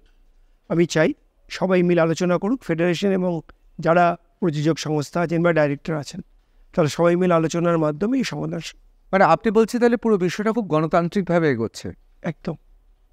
পশ্চিমবঙ্গের মাননীয় মুখ্যমন্ত্রী মমতা বন্দ্যোপাধ্যায়ের কোর্ট আপনি দেখেন, প্রত্যেকটি পেপারে বেরিয়েছেন তিনি কি বলেছেন, এবং ক্যামেরাতেও আপনার আছে। তিনি পরিষ্কারভাবে বলে দিয়েছেন যে কোনো একটি অটোনোমাস বডির উপর আমি জোর করে কিছু চাপিয়ে দিয়ে কোনো করতে পারি না। তারপর তার আমি বলছি তিনি আমাদের অভিভাবক যেভাবে আমাদের গাইড করবেন আমরা এগোবো। তিনি আমাদের নির্দেশ দিয়েছেন, সময় মতো সেই নির্দেশ পালন করা হবে। এবার আমি একটু রাজনৈতিক সাংবাদিক হিসেবে প্রশ্ন করছি, দেখতে দেখতে তো একটা যুগের বেশি অতিক্রান্ত তৃণমূল সরকারের। আমি আপনার মতো এত সাহসী তৃণমূল কোনো নেতাকে দেখিনি, যুব নেতাকেও দেখিনি। এই যে সাহস, এই সাহসের পেছনে কে? মমতা বন্দ্যোপাধ্যায়, অভিষেক বন্দ্যোপাধ্যায়, না অরূপ বিশ্বাস মহাশয়? আমি একটি রাজনৈতিক নেতৃত্ব হিসেবে আপনার সামনে বসেন, আমি এসছি ফেডারেশনের সভাপতি হিসাবে। এখানে সাহস হচ্ছে 8,500 আমাদের কলাকুশলী এবং আমাদের 26টা গিল্ড। আমরা ঐক্যবদ্ধভাবে লড়াই করছি, ঐক্যবদ্ধই আমার শক্তি। আপনি তো রাজনীতির সাথে সেই রকম যুক্ত নন, তাও কিন্তু আপনি বেশ চর্চিত বিগত কয়েকদিন ধরে, যে শিরোনামে আপনার দেখেছি। তো আপনার কখনো মনে হয়নি যে রাজনীতির সাথে যুক্ত হই বা সাংসদ হতে? আমি সুস্মিতার প্রশ্নটা একটু আরও বিস্তারিতভাবে বলি। আপনি সুসংগঠক, এবং সেটা 21শে জুলাই হতে পারে বা অন্য কোনো ঘটনা হতে পারে, আপনার হাতে বিরাট দায়িত্ব থাকে, সব আমরা জানি রাজনৈতিক সাংবাদিক হিসেবে। কিন্তু সত্যি তো দক্ষিণপন্থী দলগুলি, যদি আমি তৃণমূলকে দক্ষিণপন্থী বলছি না, যেহেতু আমাদের এখানে বামপন্থী ছিল, কমিউনিস্ট পার্টি ছাড়া যে কোনো রাজনৈতিক দলের সংসদীয় পদটা খুব গুরুত্বপূর্ণ। বাড়িতে এতগুলো সংসদীয় পদে অনেকে রয়েছেন, আশেপাশের অনেকে রয়েছেন, কিন্তু সংগঠন আর এই ফেডারেশন করতে গিয়ে কোথাও রাজনৈতিক উত্থানটার অন্তরায় হয়ে যাচ্ছে না ব্যক্তিগতভাবে? ফেডারেশন একটা আলাদা এন্টিটি, রাজনীতি একটা আলাদা এন্টিটি। ফেডারেশন যে অটোনোমাস বডি, কোনো পলিটিক্যাল বডি আমরা নই। আমরা অল ইন্ডিয়া কনফেডারেশনের আন্ডারে সারা ভারতবর্ষে আমাদের 6টা ফেডারেশন, আরও 2টো ফেডারেশন খুব শীঘ্রই আমাদের মধ্যে ইনক্লুড হবেন, অর্থাৎ 8টা ফেডারেশন। এই মুহূর্তে 6টা ফেডারেশন নিয়ে আইএফএ। এটা একটা স্বতন্ত্র জায়গা, এখানে কোনো পলিটিক্যাল বা কোনো রাজনীতির গন্ধ নেই। আর আমি ব্যক্তিগতভাবে একটি রাজনৈতিক দল করি, আমি একজনের নেতৃত্বে চলি, তো তার পরিচয় আলাদা, এই পরিচয় আলাদা। এর কর্মকাণ্ড এক ধরনের, তার কর্মকাণ্ড এক ধরনের। আপনারা দুটোকে একটা প্ল্যাটফর্মে আনবেন। কিন্তু ইচ্ছে করে না জনপ্রতিনিধি হয়ে মানুষের আরও কাজ করার? সময় হলে নিশ্চয়ই সেটা করব, এখনও করছি। কারণ যদি আপনি মানুষের কাজ করতে বলেন, তার জন্য শুধুমাত্র জনপ্রতিনিধি হওয়ার কোনো প্রয়োজন নেই। যদি আপনার ইচ্ছা থাকে, আপনার যদি মানসিকতা থাকে, তাহলে আপনি কিন্তু জনপ্রতিনিধি ছাড়াও মানুষের কাজ করতে পারবেন। শুধু জনপ্রতিনিধি হলেই মানুষের কাজ করবেন, আর জনপ্রতিনিধি না হলে আপনি মানুষের কাজ করবেন না, এই পারসেপশনটা ভুল, আমার ব্যক্তিগত ধারণা। অবশ্যই আমি এক্ষেত্রে একটা কথা বলবো, অনেকে কে কী বলবেন জানি না। টিএন সেশন যখন ইলেকশন কমিশনে এলে, ভারতবর্ষে অনেকের মালুম হলো যে না, ইলেকশন কমিশনার বলে একটা পদ আছে। স্বরূপ বিশ্বাসের নাম কিন্তু ইতিহাসে লেখা থাকবে। উনি যবে থেকে সভাপতি হলো, ফেডারেশন আছে এবং সভাপতির একটা গুরুত্ব আছে, এটা কিন্তু বেমালুম, সবাই বুঝতে পেরেছে, কেউ ভুলে যাবে না বেমালুম। দেব অধিকারী, প্রসেনজিৎ, গৌতম ঘোষ, অরূপ বিশ্বাস সবাইকে ডাকা হলো, স্বরূপ বিশ্বাসকে ডাকা হলো না। আপনার কোথাও খারাপ লাগেনি এটা?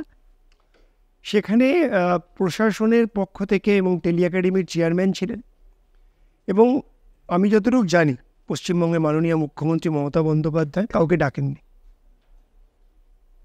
পরিচালক গৌতম ঘোষ এই সমস্যাটা মেটানোর জন্য পশ্চিমবঙ্গের মাননীয় মুখ্যমন্ত্রী মমতা বন্দ্যোপাধ্যায়কে ফোন করেছিলেন বা মেসেজ পাঠিয়েছিলেন। তিনি বলেছিলেন যে আমি চেয়েছিলাম যে আপনারা বসে ব্যাপারটা মিটিয়ে নিন। তারপরেও তিনি বলেন যে না, আপনার অভিভাবকত্বেই আমরা চাই। তখনই তিনি বলেছিলেন যে ঠিক আছে, আপনারা আসুন। এটা অ্যাজ পার মাই ইনফরমেশন পশ্চিমবঙ্গের মাননীয় মুখ্যমন্ত্রী মমতা বন্দ্যোপাধ্যায় তাদের ডেকে পাঠিয়েছে, এটা আমার জানা নেই। অনেকে অভিযোগ করছেন প্রচুর মানুষ গিল্ডের কার্ড পেয়েছে বেআইনিভাবে, এবং মানে তার শিল্পসত্তা নেই, সে ঘুরপথে গিল্ডের কার্ড পাচ্ছেন এবং সেখানে আপনারা সই করা রয়েছে। অনেকে অভিযোগ করছেন স্বরূপ বিশ্বাস সেই কার্ড হচ্ছে তাদেরকে দিচ্ছেন। এমনকি প্রচুর টেকনিশিয়ান যারা সেই কার্ড নিয়ে রাজ্যে না, এমনকি রাজ্যের বাইরে বিদেশে গিয়েও তারা কাজ করছেন, যা নিয়ে ক্ষুব্ধ হয়েছে। অনেকে বলছেন এর পেছনে নাকি আপনার মদত রয়েছে, সত্যি কি তাই? দেখুন, আপনার নিজের প্রশ্নে নিজের কন্ট্রাডিকশন আছে। প্রথমে আপনি বললেন যে যারা কার্ড পাচ্ছে তারা টেকনিক্যালি সাউন্ড নয়। তার উত্তরে আমি বলি, কাইন্ডলি যদি এরকম কোনো কার্ড থাকে যে টেকনিক্যালি সাউন্ড নয়, কার্ড পেয়েছেন, আপনি আমাকে দেবেন, আরেকদিন এই প্রোগ্রামটা করবেন। আমি যে কটি কার্ড আপনি আমাকে দেখবেন তার টেকনিক্যালি সাউন্ড কিনা, তার কি পরিচয় না পরিচয়, আমি সবার সামনে অন ক্যামেরা বলব। নাম্বার 1। নাম্বার পয়েন্ট 2 বললেন যে সেই কার্ডগুলো নিয়ে তারা বাইরে কাজ করছে। আপনি একাধারে বলছেন যে আমি টেকনিক্যালি তারা সাউন্ড নন, কিন্তু সেই কার্ডটা নিয়ে ভারতবর্ষে যে কোনো জায়গায় কাজ করছে। কোনটা ঠিক? টেকনিক্যালি সাউন্ড নয় না তারা সারা ভারতবর্ষে কাজ? কার্ডটা তো তারা ঘুরপথে পাচ্ছে, মানে আপনি কার্ডটা ধরুন, আমি আপনার যুক্তিতেই মেনে নিলাম যে তারা কার্ডটা ঘুরপথে পাচ্ছে, তাহলে বাইরে গিয়ে কাজটা করছে কী করে? একটা নন টেকনিক্যাল পার্সনকে আপনি মনে করেন যে বম্বে, চেন্নাই, হায়দ্রাবাদ, কেরালা, নর্থ ইন্ডিয়ায় গিয়ে কাজ করছেন? তাহলে সবাই যে অভিযোগ করছে বেআইনিভাবে গিল্ডের কার্ড পাওয়া হচ্ছে, এই অভিযোগটা পুরোপুরি মিথ্যে বলছেন আপনি? আমি একটা ফেডারেশনকে বা একটা গিল্ডকে কালিমালিপ্ত করার জন্য রাগের বশবর্তী হয়ে কেউ কিছু বলতেই পারে, প্রমাণ দিতে হবে তো। আমি যেটা অভিযোগ করছি তাতে প্রমাণ থাকবে। প্লিজ, এই তো অন ক্যামেরা নিয়ে আসুন, আমি এখানে দাঁড়িয়ে জবাব দেবো তারা কীভাবে পেলেন না পেলেন। অবশ্য আমি এই প্রশ্ন ধরেই উত্তর ধরেই একটা কথা বলি, এটা তো ঠিক যে সীমিত সংখ্যক মানুষই কাজ পাবেন, সম্ভব নয় তো সবার কাজ পাওয়া। কোথাও কি এটা ফেডারেশনের, আমি বলবো পক্ষপাতিত্ব নয়, যে ধরুন 8,000-এর বেশি সংখ্যক আপনাদের ফেডারেশনের সদস্য আছেন, তারা যাতে নিয়মিত কাজ পায়, সেই জন্য আমি কিন্তু নীতির প্রশ্ন বলছি এখানে। সেই প্রশ্নে অনেক জায়গায় অনেক ক্ষেত্রে মেধাবী অনেকে যারা অপেক্ষা করছেন কার্ড পাচ্ছেন না, অর্থাৎ একটা লং কিউতে তারা দাঁড়িয়ে আছেন। এ বিষয়ে কি ফেডারেশনের সভাপতি এই মুহূর্তে যদি মনে হয় যে কেউ মেধাবী আছেন, তিনি ফেডারেশনে অ্যাপ্লাই করেছেন, পাননি, আমি তাকে বলছি তারা সরাসরি ফেডারেশনে এসে যোগাযোগ করুন। প্রতিদিন সন্ধ্যাবেলা 6টার সময় ফেডারেশন খোলা হয়, তারা আসুন, তার নাম নথিভুক্ত করুন, যে অ্যাপ্লিকেশন দিয়েছে সেটা দিন। অবশ্যই ফেডারেশন দেখবে যে কোন গিল্ডকে কেউ কার্ডের জন্য ফেডারেশনকে অ্যাপ্লাই করেন না। ফেডারেশন কাউর কার্ড বানায় না, আমি অন ক্যামেরা বলছি। আপনাদের এটা ভুল ধারণা, ফেডারেশন কাউর কার্ড বানিয়ে দেয় না। যে 26টা গিল্ড তারাও কিন্তু অটোনমাস বডি, তারা তাদের কোন সদস্যকে নেবেন, কি পদ্ধতিতে নেবেন, সেই পদ্ধতিটা ফেডারেশন ঠিক করে দিয়েছে। আগে সেই পদ্ধতি বামপন্থী আমাদের ছিল না। আমি প্রেসিডেন্ট হওয়ার 2 বছর থেকে 3 বছরের মধ্যে দীর্ঘ লড়াইয়ের পরে ইউনিক কার্ড, তখন তো ম্যাক্সিমামটাই বামপন্থী ছিলেন। আমি যখন প্রেসিডেন্ট হয়েছি তখন বামপন্থীরাই ছিলেন। দীর্ঘ লড়াইয়ের পর আমি কিন্তু এটা বলেছি যে সেই গিল্ড যে কাউকে মেম্বারশিপ দেবে তার একটা সঠিক পদ্ধতি হওয়া উচিত। ফেডারেশন সেই গাইডলাইনটা তাকে ঠিক করে দিয়েছে এবং সেই গাইডলাইনে তিনি পাচ্ছেন। এখন কেউ যদি বলেন যে ট্যালেন্টেড, তিনি কোনো একটি গিল্ডকে অ্যাপ্লাই করেছেন, তিনি কার্ড পাচ্ছেন না, ফেডারেশনের সঙ্গে যোগাযোগ করুন, অবশ্যই আমরা তার বিষয়টি নিয়ে বিচার করব। Gauri Devi Institute of Medical Sciences and Hospital, GT Road, Rajpath, Durgapur. Best place to study. For contact us, call 7797662222 9775696237. আমি রাজনীতি বা এই ফেডারেশন এই সবের মধ্যে যাচ্ছি না, ব্যক্তি সৌরভ বিশ্বাসকে একটা জিনিস জানতে চাইছি। 14 বছর ধরে ইন্ডাস্ট্রিতে আছেন বললেন, অভিনয় জগৎ বা কোন ইচ্ছে হয়নি কখনো? ইচ্ছে যে হয়নি কেন, সত্যি বলতে গেলে ইচ্ছে যে হয়নি এটা কখনোই বলবো না, কিন্তু একজন জানেন তো, আমরা যেটা মনে করি যে আপনি যে পথটায় আছেন সেই পথটায় থাকতে গেলে আপনাকে নির্লোভ হতে হবে। আমি যদি অন্য একটি কোনো কাজের সঙ্গে যুক্ত হয়ে পড়ি, তাহলে যে পদে আমি বসে আছি সেই পদের সঙ্গে কিন্তু আমি দ্বিচারিতা করতে হবে। এই জন্য অনেক প্রলোভন থাকা সত্ত্বেও আমি অনেক পরিচালক এবং প্রযোজকের কাছ থেকে অনেক অফার পেয়েছিলাম। আপনারা ইন্ডাস্ট্রিতে খবর নিয়ে দেখেন, আমি কিন্তু সবটাই হাত জোর করে ফিরিয়ে দিয়েছি। এই পদে থাকতে গেলে নির্লোভ হতে হবে, তাহলেই কিন্তু আপনার মেরুদণ্ডটা সোজা থাকবে। এটাও তো হতে পারে যে এত বিরাট মাসেল সমন্বিত চেহারা নায়ক, সুপার ডুপার সব হিট, সৌরভ বিশ্বাস জায়গায় যাচ্ছে না, কিছু করতেও হচ্ছে না, সবাই চুপসে যাচ্ছে। এটাও তো একটা ব্যাপার, মানে ছবির নায়ক যে আপনি সাংবাদিক হিসাবে ছবির নায়ক যে আসল নায়ক নয় এটা তো বুঝে গেছেন না, তাহলে সে তারাই তো ইন্ডাস্ট্রি সমৃদ্ধ হচ্ছেন। It's a team game. নায়ক বলুন, নায়িকা বলুন, ডাইরেক্টর বলুন, এডি বলুন, ক্যামেরা বলুন, যারা পর্দার পিছনে আছে এবং যারা পর্দার সামনে আছে, সবাই মিলেই একটা প্রোডাক্ট। সবার ঘামঝরা পরিশ্রমেই আজকে মানুষের কাছে বিনোদনটা পৌঁছচ্ছে। সবাই হিরো, আমি কখনোই বলবো না যে সবাই এসে, এটা ভুল ধারণা। আপনার মানুষের কাছে হয়তো একটু আমাকে বড় করার জন্য বা আমাকে ছোট করার জন্য এগুলো বলছেন, আমার ভালো লাগছে শুনতে, বাট আমি তো এই জায়গাটায় দীর্ঘদিন হয়েছে, আগে খুব গ্যাস খেতাম, এখন খাই না। কিন্তু এখন খুব ডায়েটিশিয়ানের কথা শুনে খুব সুন্দর এরকম চেহারা রেখেছেন, এটা তো তারিফ যোগ্য। দেখুন, এটাই বরাবরই তাই। আমি নিজে স্পোর্টসম্যান ছিলাম, আমি এর বাইরেও ফুটবল, ইন্ডিয়ান ফুটবল অ্যাসোসিয়েশনে যুক্ত, আমি সেখানেও একটি পদ, অবশ্যই vice president of the IFA. আমি ফুটবলের সঙ্গে আজ থেকে যুক্ত নই, দীর্ঘদিন ধরে আমি নিজে ফুটবল খেলেছি। এই কলকাতা ফুটবলে ফার্স্ট ডিভিশনে খেলেছি, একসময় মহাবাডান এসি খেলেছি, টালিগঞ্জ অগ্রগামী খেলেছি। তো ওটা আমার প্যাশন, ওটা আমার ভালোবাসা। এখনও সুযোগ পেলে মাঠে নেমে যাই, এখনও সুযোগ পেলে মাঠে নামি। আমার যে আমার পাড়ায় খবর নিয়ে দেখবেন, এখনও সুযোগ পেলে বাচ্চাদের সঙ্গে নেমে পড়ি মাঠে। তো ওটা আমার ভালোবাসা, ওটা আমার জীবন, ফুটবলটা আমার লাইফ। মানে আপনি খুব ভালো খেলোয়াড়, যেভাবে টালিগঞ্জ একাদশকে যেভাবে টলিউডে দাঁড়িয়ে গোল দিলেন একা। আপনি তাহলে জানেন না যে সূর্যি সংঘ যে আমার ক্লাব, তার পারফরমেন্স, আমি 3rd ডিভিশন থেকে শুরু করেছিলাম।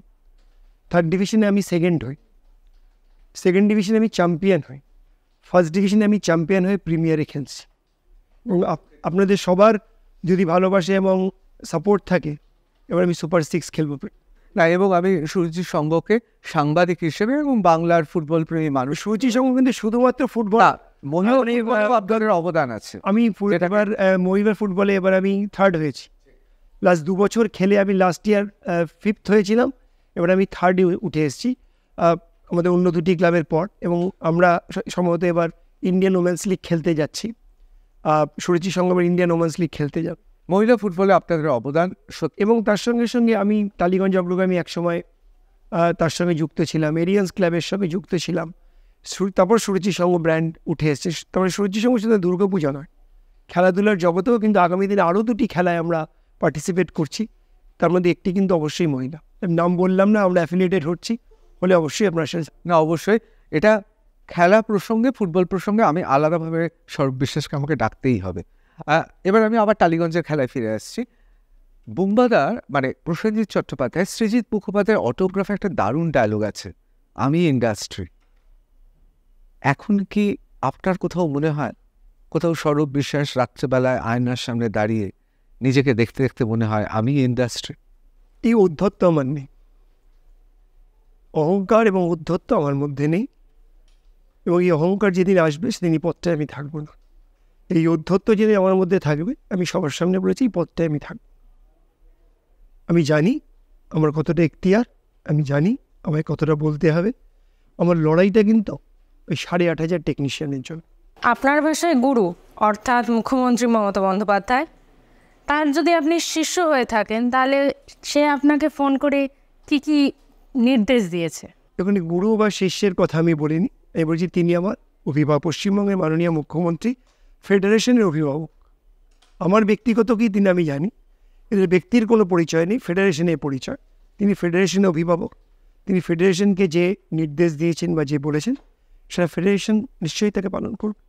সেটা তো জনসমক্ষে বলার নয়, সেটা সম্পূর্ণ অভিভাবক যদি তার যে নির্দেশ দেন সেটা সবার জন্য নয়। তিনি যেটা আমাদের নির্দেশ দিয়েছেন সেটা সম্পূর্ণভাবে ফেডারেশন শুনবে বা আগামী দিনে সেই পথেই চলবে। আমি এই প্রশ্ন উত্তর ধরেই বলি, দেখুন, রাজ্যের অন্যতম গুরুত্বপূর্ণ রাজনৈতিক ব্যক্তিত্ব এবং মন্ত্রী আপনার দাদা অরূপ বিশ্বাস। অরূপ বিশ্বাসের দৌর্দণ্ড প্রতাপ এই কর্মকাণ্ডের পেছনে অনেকে বলেন তিনি আপনার ওপর অবশ্যই বড় দাদা সুলভ, তিনি আপনার ওপর রুষ্ট হন, আবার কেউ বলেন না আপনাকে আশকারা দেন। কোনটা ঠিক? যখন কোনো মিটিং হয় আমাদের, যখন কোনো মিটিং হয়, সব থেকে বেশি যে আমাদের লড়াই হয় কিন্তু আমাদের টলিউডের চেয়ারম্যান এবং মাননীয় মন্ত্রী অরূপ বিশ্বাসের সাথে। বিকজ তিনি সবসময় ওই তরফ থেকেই আমাদের কাছে তার বক্তব্য রাখেন। আর যখন আমাদের টেকনিশিয়ানদের প্রতিনিধি হিসাবে আমি বক্তব্য রাখি বা আমার অন্য প্রতিনিধি রাখি, দাদা বা ভাইয়ের সম্পর্ক বাড়িয়ে, এখানে সম্পূর্ণ প্রফেশনাল সম্পর্ক। তিনি টেলি একাডেমির চেয়ারম্যান, আমি ফেডারেশনের সভাপতি। আমার দায়িত্ব আমি পালন করি, উনি ওনার দায়িত্ব পালন করেন। বাড়িতে রাত্রেবেলা খেতে বসে বলেনি বাড়াবাড়ি হয়ে যাচ্ছে এবার? এইটা আমাদের বাড়িতে খুব একটা ভালো প্রচলন। আমাদের ফ্যামিলিতে আমরা সবাই রাজনীতির সঙ্গে যুক্ত। আমরা ফ্যামিলিতে ঢোকার পর, আমি জানি না আপনারা বিশ্বাস করবেন কি করেন না, আমাদের বাড়িতে কোনো রাজনৈতিক আলোচনা হয় না, কোনো রাজনৈতিক বিতণ্ডা আলোচনা করি না। এটা আমাদের প্রিন্সিপাল যে আমরা যখন বাড়িতে ঢুকবো, কোনো যে যার রাজনীতি বাইরে, কি ঝগড়া হলো বাইরে, রাজনীতির কোনো আলোচনা বাড়িতে হবে না। বাড়ির পরিবেশ ফ্যামিলি ইজ ফ্যামিলি।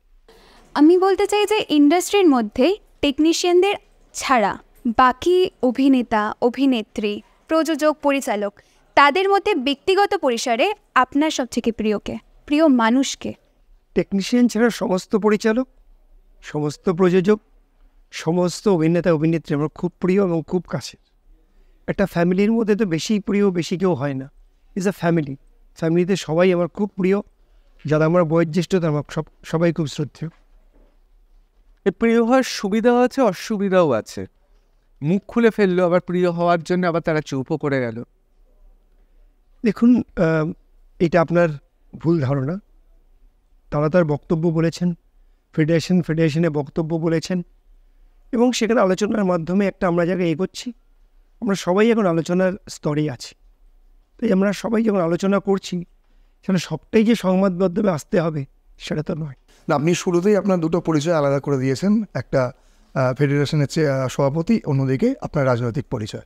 কিন্তু এই দুটো পরিচয় আমরা নয়, শুধু ইন্ডাস্ট্রির ভেতরেও অনেকেই মিলিয়ে দিচ্ছেন।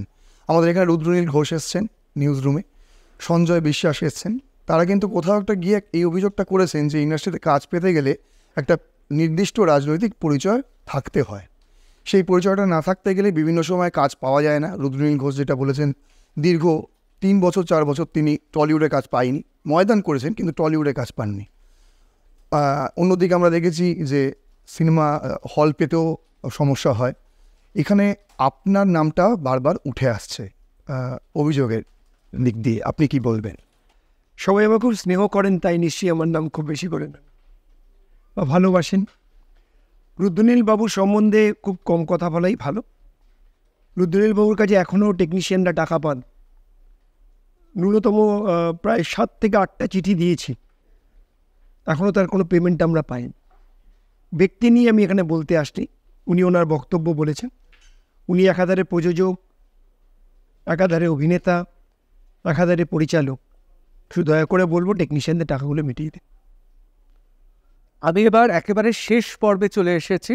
আমি না ভেবে প্রশ্ন করব, না ভেবে উত্তর দিলেই ভালো। আমি তো একটাও ভাবনা করার সময়ই পাচ্ছি না। আপনি তো অনর্গল বলছেন, আমি অনর্গল বলেই যাচ্ছি। না, অবশ্যই ধন্যবাদ। আমি একেবারে সরাসরি প্রশ্নে চলে যাচ্ছি। এর জন্যে কি আমরা অরূপ বিশ্বাসের কাছে কৃতজ্ঞ থাকবো না? মিঠুন চক্রবর্তী এখনো পশ্চিমবাংলায় কাজ করছেন।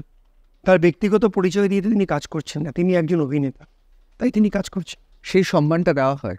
অবশ্যই। টেকনিশিয়ানরা আজ পর্যন্ত ফ্লোরে কাউকে অপমান করেছেন?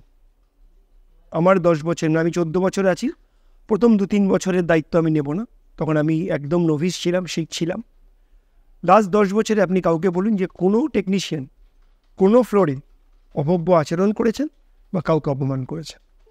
অনেকে বলেন নায়ক, নায়িকা, অভিনেতা, অভিনেত্রীরা তারা কাজ পাওয়ার জন্যে স্বরূপ বিশ্বাসের হাত তাদের পেছনে থাকতে হয়, এমনকি চিত্রনাট্যও বদলে যেতে পারে। অভিনেতা অভিনেত্রীদের সংগঠন আছে, আর্টিস্ট ফোরাম। আমাদের কলাকুশলীদের সবার নিজস্ব সংগঠন, directors guild, DOP, assistant director, makeup, hairstyle, trolley, electrician, catwalk, production assistant, আরও সাউন্ড ইঞ্জিনিয়ারিং, সবার নিজস্ব গিল্ড। এখানে কেউ কাউকে ধরে কাজ পান এটা তো আমি জানি না, মানে আমি তো প্রযোজক নই, এটা ওনারা বলতে পারবেন। টেকনিশিয়ানদের হাত ধরে কোনোদিন কাজ পাওয়া যায় না। এটা হয়তো পরিচালক, প্রযোজক যারা ফিল্মটা চিন্তা ভাবনা করেন অন্যভাবে নেবেন না, এটা আমরা অন্য অ্যাঙ্গেলে অনেকে ভাবতে পারেন যে শুধুমাত্র পরিচালক বা প্রযোজকের কথাই স্বরূপ বিশ্বাস কেন বললেন। আপনি একজন পরিচালক, আপনি আপনার চরিত্রটা কার মধ্যে ফুটিয়ে তুলতে পারবেন তাকে আপনি অবশ্যই নেবেন। স্বরূপ বিশ্বাস এই ব্যাপারে কখনো চিত্রনাট্য বদল করে দেওয়া? কেউ আমাকে কোট করে বলুক কাউকে কাজ পাইয়ে দেওয়ার জন্য আমি কারোর উপরে চাপ সৃষ্টি করেছি? একজনও নেই নাকি? একজনেরও সাহস নেই? আজ পর্যন্ত নেই। এটা আমার কাজ নয়, যে যার নিজের যোগ্যতায় কাজ পায়। আমি এবার একটা প্রশ্নে আসছি, এই প্রশ্নটা আপনার প্রিয়, নিশ্চয়ই খুব প্রিয়। সেটা হচ্ছে টেকনিশিয়ানদের জন্যে আর কি হবে।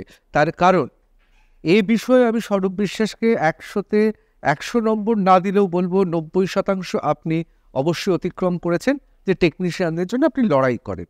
যেখানে তৃণমূল সরকারের ক্ষেত্রে নায়ক নায়িকারা তারা সাংসদ থেকে, বিধায়ক থেকে বিভিন্ন পদ পেয়ে যাচ্ছেন, তাদের কাছে জীবনটা খুব মসৃণ হয়ে যাচ্ছে, তারা পুলিশ পাচ্ছে, সে জায়গায় টেকনিশিয়ানদের জন্য কাউকে না কাউকে লড়তে হতো, সেটা স্বরূপ বিশ্বাস লড়ছে। এটা আমি সাধুবাদ জানাচ্ছি, বাহবা জানাচ্ছি। কিন্তু পাশাপাশি এটাও তো ঠিক যে পশ্চিমবঙ্গ সরকার যেভাবে নায়ক নায়িকা গ্ল্যামারাস চরিত্রগুলোকে মঞ্চে তোলে, সেরকম তো টেকনিশিয়ানদের দিকে তার নজর নেই। সেক্ষেত্রে অন্যতম উদাহরণ হচ্ছে মেডিক্লেমের টাকা, অর্থাৎ যে মেডিক্লেম টেকনিশিয়ানদের, সেক্ষেত্রে কোথাও বোধহয় ভাড়ারের টান পড়েছে। এটা কি একটা খুব বড় সমস্যা? মেডিক্লেম একমাত্র, আমি তো সারা ভারতবর্ষে, এর আপনাদের জানা নেই যে আমি অল ইন্ডিয়ার ভাইস প্রেসিডেন্ট, শুধুমাত্র ইস্টার্ন ইন্ডিয়ার প্রেসিডেন্ট নই, আমি অল ইন্ডিয়া ফিল্ম কনফেডারেশনের ভাইস প্রেসিডেন্ট। সারা ভারতবর্ষে একমাত্র আমাদের ইস্টার্ন ইন্ডিয়া, যেখানে পশ্চিমবঙ্গের মাননীয় মুখ্যমন্ত্রী মমতা বন্দ্যোপাধ্যায় আমাদের এই টেকনিশিয়ানদের জন্য 5 লক্ষ টাকার মেডিক্লেম বেনিফিট দিচ্ছে। আমার কাছ থেকে বম্বে এই টোটাল ম্যাটারটা নিয়েছে, চেন্নাই নিয়েছে, হায়দ্রাবাদ নিয়েছে, আজকে নয়, আজ থেকে 3 বছর আগে আমি এদের সবাইকে পাঠিয়েছি ডিটেল। তারা বলেছিলেন তাদের সরকারের কাছে তারা অ্যাপিল করবে, 3 বছরও তারা কিছু করতে পারে। আর শুধুমাত্র টেকনিশিয়ানদের একটা আবেদনে পশ্চিমবঙ্গের মাননীয় মুখ্যমন্ত্রী মমতা বন্দ্যোপাধ্যায় আমাদের কথা ভেবে তিনি আমাদের অভিভাবক হিসাবে আমাদের 5 লক্ষ টাকার মেডিকেল বেনিফিট দিয়েছে। শুধু তাই নয়, ভুলে গেলে হবে না, যখন করোনা হয়েছিল, করোনার ওই পিরিয়ডে টেকনিশিয়ানদের পাশে যদি একজন কেউ থাকেন, তিনি পশ্চিমবঙ্গের মাননীয় মুখ্যমন্ত্রী মমতা বন্দ্যোপাধ্যায় এবং টেলি একাডেমির চেয়ারম্যান এবং মাননীয় মন্ত্রী অরূপ বিশ্বাস। আমরা প্রায় সেই সময় 1,35,00,000 টাকা তুলতে সমর্থ হয়েছিলাম এবং প্রত্যেকটি টেকনিশিয়ানের মধ্যে সেটা ভাগ করে দিয়েছিলাম। আমি এই ক্ষেত্রে আরেকজনকে ধন্যবাদ দেব, তিনি আমাদের বলিউড নয়, ইন্ডিয়ার বেতাজ বাদশাহ অমিতাভ বচ্চন। আমি তাকে ব্যক্তিগতভাবে রিকোয়েস্ট করেছিলাম, তিনি আমাদের 4,000 টাকার কুপন পাঠিয়েছিলেন প্রত্যেকটি টেকনিশিয়ানের জন্য। একটি সংস্থা থেকে আমাদের টেকনিশিয়ানরা সেখান থেকে চাল ডাল নিয়ে এসছে। তো এই উপকার, এই অভিভাবকত্ব আমরা কখনো ভুলি না। এই জন্য পশ্চিমবঙ্গের মাননীয় মুখ্যমন্ত্রী মমতা বন্দ্যোপাধ্যায়ের কোনো নির্দেশ, কোনো কথা আমরা আজ পর্যন্ত ফেলি। গুপি শব্দটা কি এবার সরিয়ে দেওয়া যায়? কারণ অনেক ক্ষেত্রে গুপি শুটিং মানে সৃষ্টিশীল ফিল্ম মেকিংকে অপমান করা হয়। গুপি শব্দটা কি এবার সরানোর সময় এসছে? সাহিত্যে অনেক কিছুই লেখা হয়, গুপি শুটিংটা গুপি শুটিং, এবং খুব দর্থহীন ভাষায় বলে যাচ্ছে। গুপি শুটিংয়ের বিরুদ্ধে ফেডারেশনের যে বক্তব্য সেটা কিন্তু থাকবে, এবং আমাদের যে লড়াই সেটা আমরা থাকবে। গুপি শুটিং থেকে আমরা কখনো পিছু পা হবে। কিন্তু আমরা কি তাহলে স্বপ্ন দেখতে পারি 4 লক্ষ 5 লক্ষ বা 2 লক্ষ টাকায় কেউ যদি কোনো ছবি করতে চায়, কেউ যদি চায়, সেক্ষেত্রে আগামী দিনে ফেডারেশন অন্তরায় হয়ে দাঁড়াবে না? ফেডারেশন 2 লক্ষ টাকারও করবে, কেউ যদি তার থেকেও কমে করতে চান তার সঙ্গে থাকবে, কেউ যদি 5 লক্ষ টাকা করতে চান তার সঙ্গেও থাকবে। আমরা সবসময় ক্রিয়েশন বা ক্রিয়েটিভিটির সঙ্গে, যারা আমাদের এই অন্তরায় করে আমাদের অপোনেন্ট তৈরি করার চেষ্টা করছেন, ফেডারেশন বলেছেন সরাসরি ফেডারেশনে আসুন, এসে আলোচনা করুন, কথা বলুন। ফেডারেশন আপনার পাশে থেকে আপনার যে ক্রিয়েটিভিটি তাকে সহযোগিতা করুন। যে ডিরেক্টর স্কিলটা নিজের হাতে তৈরি করলেন, যাদের পদের বসালেন, মানে অভিষিক্ত করলেন, তারাই বিরোধিতা করলো, খারাপ লাগছে না? দেখুন, এই ডিরেক্টর গিল্ডের তৈরি হওয়ার পিছনে আপনি ঠিকই বলেছেন, এটার ফেডারেশনের অনেক, আমি ব্যক্তিগতভাবে না, যেহেতু ফেডারেশনের সভাপতি, তাই হয়তো আমি সেই সময় অনেক গুরুদায়িত্ব নিয়েছিলাম। না, আমরাই তৈরি করেছিলাম, কারণ তখন একটা ডিরেক্টর্স গিল্ডের মধ্যে খুব ডামাডোল চলছিল, তো সেই সময় করেছিলাম। তো ডিরেক্টর্স গিল্ডের বক্তব্য বলেছেন, তাতে আমাদের কোনো আপত্তি নেই, বাট সেটা সাংগঠনিকভাবে যদি সংগঠনে এসে বলতেন তাহলে অনেক বেশি ভালো। কোথাও যারা মুখ খুলেছেন তারা অনেক বড় নায়ক হতে পারেন, সংসদীয় পদেও থাকতে পারেন, কিন্তু টলিউডে বেঁচে পড়তে থাকতে পারবেন তো? মানে কোনো রকম তারা অপ্রীতিকর ঘটনার সম্মুখীন হবেন না তো? কারণ এই কথাটা বারবার উঠছে যে অনেক পরিচালককে নাকি মাথা হেট করে এবার শুটিং ফ্লোরে ঢুকতে হবে। আমি আবার বলছি যে আমাদের এই টলিউডের মধ্যে এমন কোনো পরিবেশ কেউ সৃষ্টি করবেন না যাতে এই ফ্যামিলিটার মধ্যে ভাঙন ধরে।